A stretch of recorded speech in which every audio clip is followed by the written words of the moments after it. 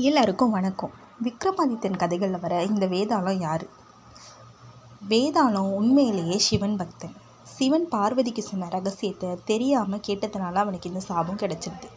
அது என்ன ரகசியம்? வாங்க பார்க்கலாம். உண்மையிலேயே அவன் ஒரு அரக்கன் கிடையாது. அவன் பெயர் புட்பதத்தன். தேவர்களுக்கு ஆடை தைத்து கொடுக்கும் ஒரு கலைஞன்.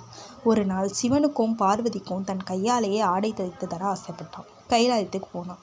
ஆனால் இரவு நேரம் தவறிவிட்டதுனால அங்கேயே தங்கினான். அன்றிரவு பார்வதி தேவி கிட்ட உலகையே மாற்றக்கூடிய ஒரு தேவ ரகசியத்தை சிவன் சொல்லிட்டு இருந்தார். விதி வலியது. அந்த ரகசியம் வாசலில் படுத்திருந்த புட்பதத்தன் காதில் விழுந்தது. ஒரு ரகசியம் அவன் மொத்த வாழ்க்கையும் எப்படி புரட்டி போட்டுச்சு. இந்த ரகசியத்தை யார்ட்டையும் சொல்லக்கூடாதுன்னு சிவன் எச்சரித்தும் மனித மனம் சும்மா இருக்குமா? தனது மனைவியான தேவதத்தை கிட்ட அந்த ரகசியத்தை சொல்லிட்டான். அதோட விளைவு சிவன் நெற்றிக்கண் திறந்தார். ரகசியத்தை காக்க தவறிய நீ இனிமேல் வேதாளமாக மாறி முருங்கை மதத்தில் தலைகீழாக தொங்குவாய். கேள்விகளாயே உன் வாழ்க்கை கழியணும் சாபம் கொடுத்துறாது.